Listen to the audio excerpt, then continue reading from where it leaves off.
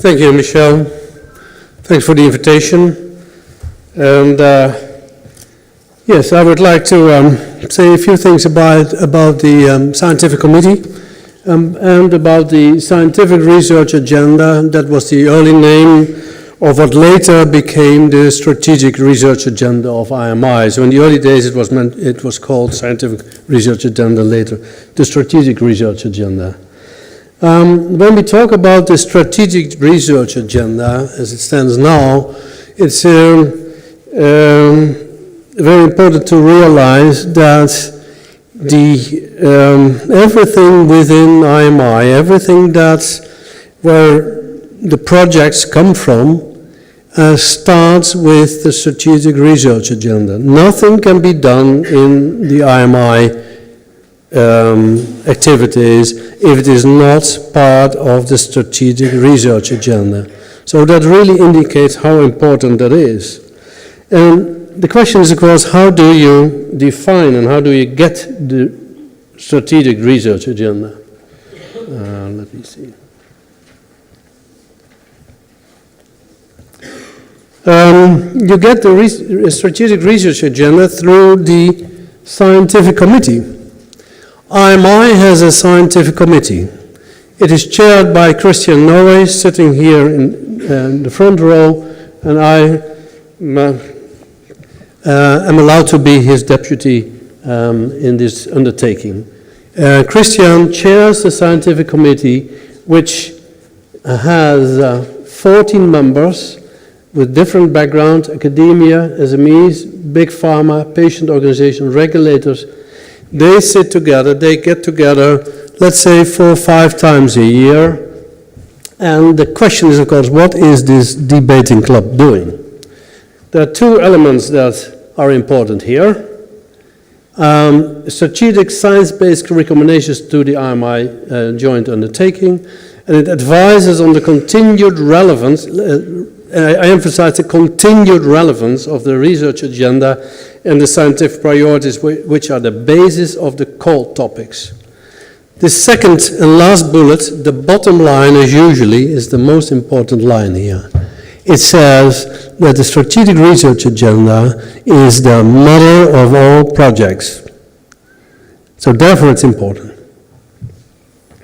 And when you look at the different calls, the setup of IMI and how the different calls are developed, and that will be discussed later on today, then you see here there is this research agenda mentioned. And from there the rest sort of evolves. The research agenda is part of the remit of the scientific committee. So the scientific committee is responsible for regular updating of this strategic research agenda. Because otherwise, I mean, Michelle already mentioned, the previous one was developed in 2005. Actually, it was approved, final approved in 2008. I'll come back to that later.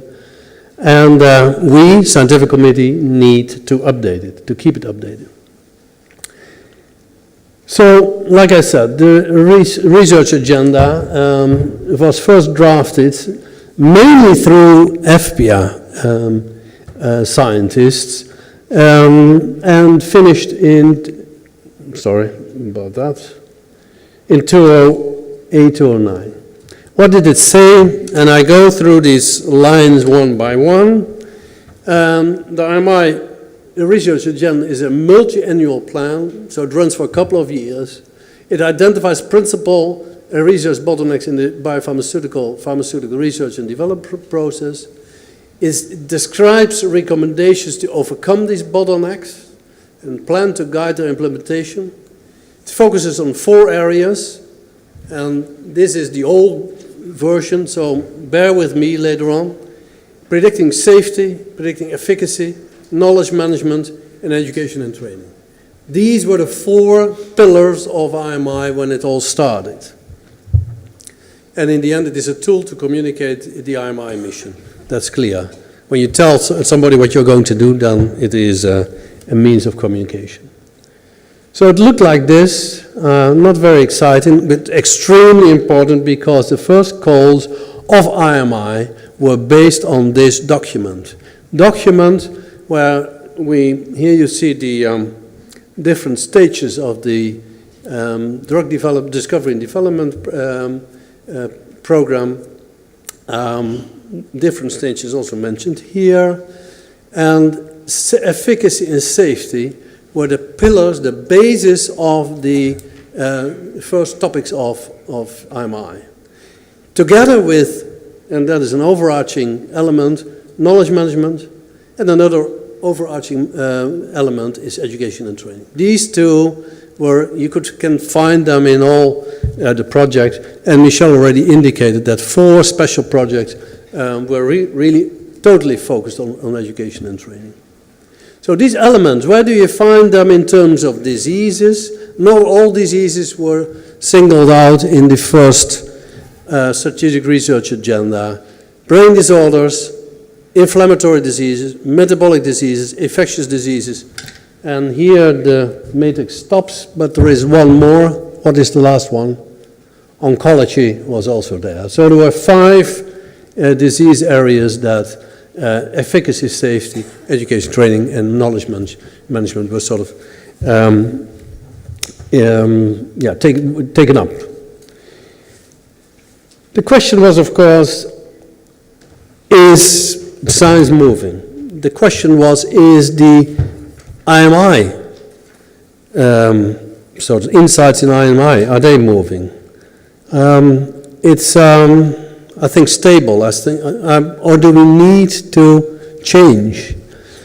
And it was very clear to us that the original strategic research agenda needed a major overhaul, is maybe too much, but a major revision.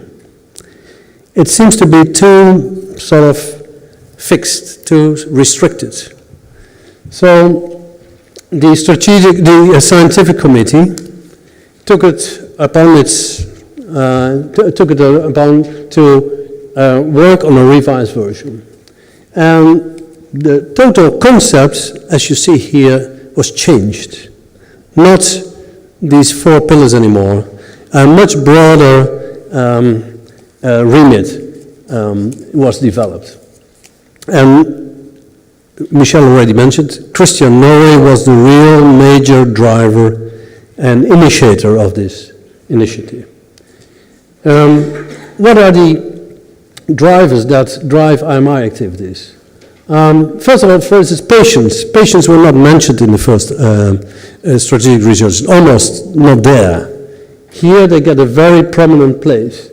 Knowledge management is still there. Strategies in research and discovery, they change all the time. This is a very, things move fast, change fast. So we have to take that into account. Tools and techniques, fast-moving areas as well.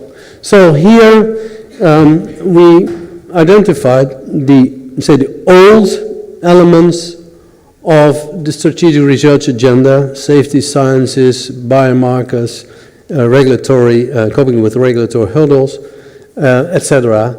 And we added to this list of old topics a number of new topics. And I'm not going through all of them in detail, but as you can see, the system approaches was in there. Taxonomy of diseases, Michel already mentioned, extremely important when you look at pharmacogenetics and individualized medicine.